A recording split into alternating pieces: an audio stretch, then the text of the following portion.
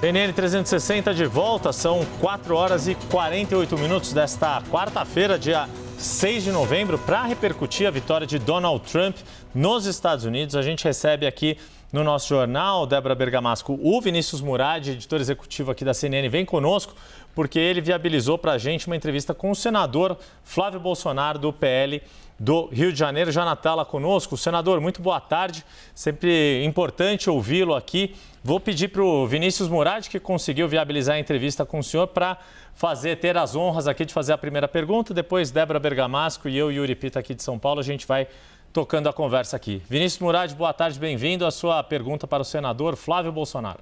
Boa tarde, Yuri, Débora, senador. Obrigado por aceitar o nosso convite. Eu começo te perguntando sobre uma postagem que o senhor fez nas suas redes sociais, dizendo que o que aconteceu nos Estados Unidos vai acontecer aqui no Brasil em 2026. E o senhor diz que só falta Bolsonaro no Brasil em 2026, relembrando a vitória de Trump, a vitória de Milei na Argentina. Qual a expectativa do senhor para esses próximos passos, diante do fato de que o ex-presidente Jair Bolsonaro está inelegível? Bom, boa tarde, Débora, boa tarde, Yuri, Vinícius, a todos que nos assistem.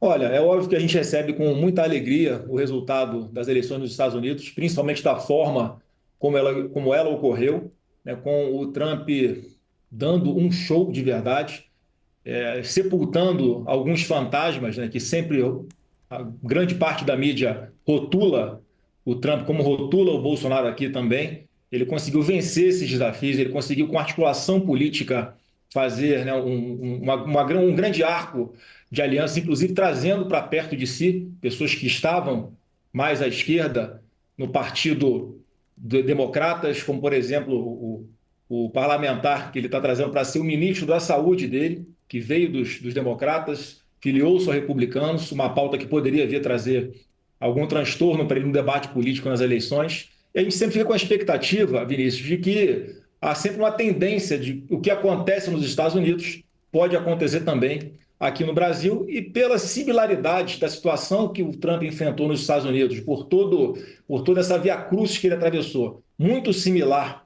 ao que está atravessando o presidente Bolsonaro aqui, a gente acredita que essa tendência que aconteceu nos Estados Unidos, já que a gente fala sempre de discussões globais, né, são pautas que são discutidas no mundo inteiro, não apenas aqui no Brasil, como a questão da pauta de costumes, há uma tendência que isso aconteça também aqui no Brasil. Essa é a nossa expectativa, né? E a exemplo de outros países, Vinícius, que eles acabam olhando para dentro, né, do seu território e muitas vezes não conseguem enxergar uma solução que venha somente do seu território.